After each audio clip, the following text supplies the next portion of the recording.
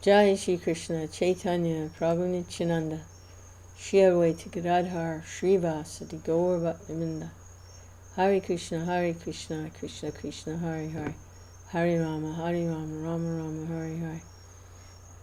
Jai Shri Prabhupada. This is Chaitanya Bhagavata, Madhya-Khanda, Chapter 4, Meeting Lord Nityananda.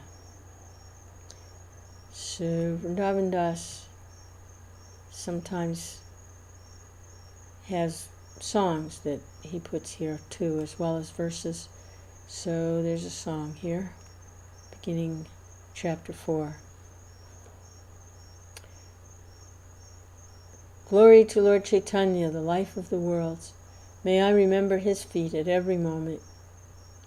Lord Chaitanya stood before Lord Nityananda. Lord Nityananda recognized his Lord. Stunned with happiness, with unblinking eyes, Lord Nityananda gazed at Lord Chaitanya's form. It was as if with his tongue Lord Nityananda licked Lord Chaitanya's form. It was as if with his eyes Lord Nityananda drank the handsomeness of Lord Chaitanya's form. It was as if with his arms Lord Nityananda embraced Lord Chaitanya. It was as if with his nose Lord Nityananda smelled Lord Chaitanya. Lord Nityananda stood stunned and motionless. He neither said nor did anything. At this, everyone was filled with wonder. Lord Chaitanya is the master of all living entities. He knew how to bring Lord Nityananda out of his trance. Lord Chaitanya hinted that Srivas should recite a verse from Srimad Bhagavatam. Understanding the Lord's hint, Srivas Pandit at once recited a verse describing meditation on Lord Krishna. And this is the verse. They remembered how Krishna dressed, decorated with a peacock feather on his head, just like a dancing actor, and blue flowers pushed over his ear. His garment glowed yellow gold, and he was garlanded with a Vajjayanti necklace. Dressed in such an attractive way, Krishna filled up the holes of his flute with the nectar emanating from his lips. So they remembered him, entering the forest of Vrndavana, which is always glorified by the footprints of Krishna and his companions. Simply by hearing the recitation of this verse, Lord Nityananda fainted. He was no longer conscious.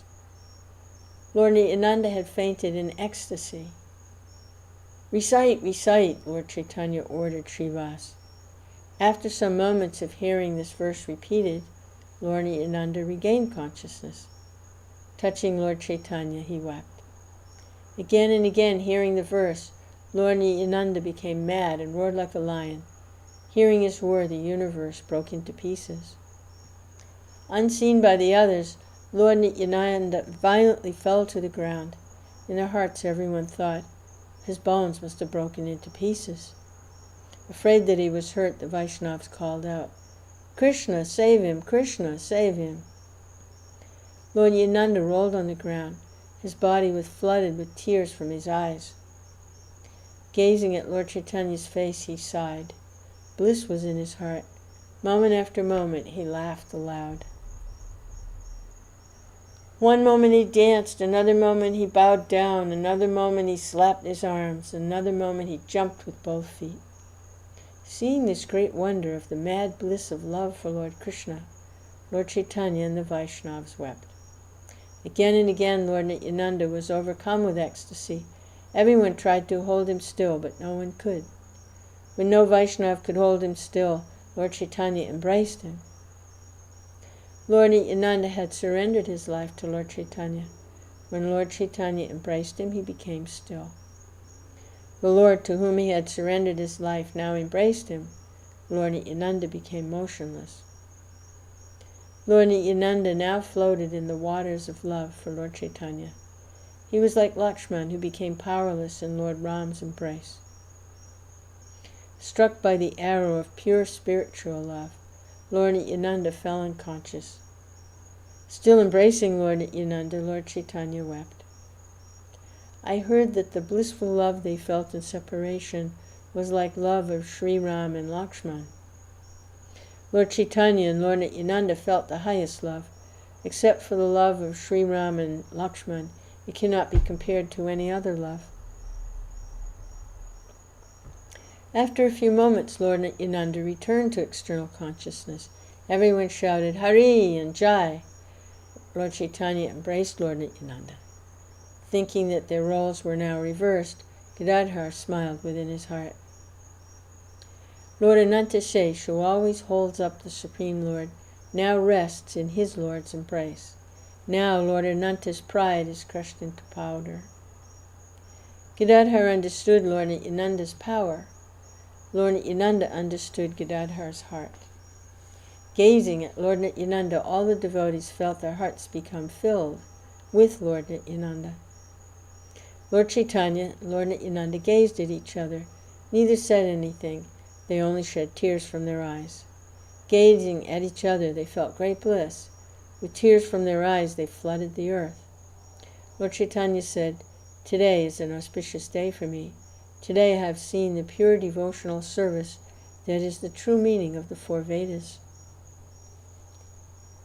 How can this kind of trembling, tears, and roaring be manifested if it is not manifested by the personal potency of the Supreme Lord himself?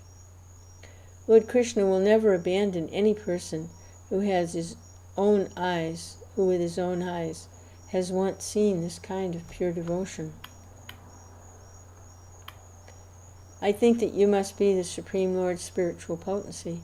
Anyone who worships you will certainly attain pure devotion to Krishna. You purify the 14 worlds. Your nature and activities are confidential, inconceivable, and unattainable. Everyone can see that you're the personification of the great treasure of pure love for Lord Krishna. Millions of sins and illusions cannot stay with a person who attains even a sesame seed worth of association with you. I know that Lord Krishna will deliver me, for he has given me your association. I'm very fortunate to see your feet. Anyone who worships your feet will attain a great treasure of pure love for Lord Krishna. In an ecstatic trance, Lord Chaitanya glorified Lord Nityananda. He did not stop.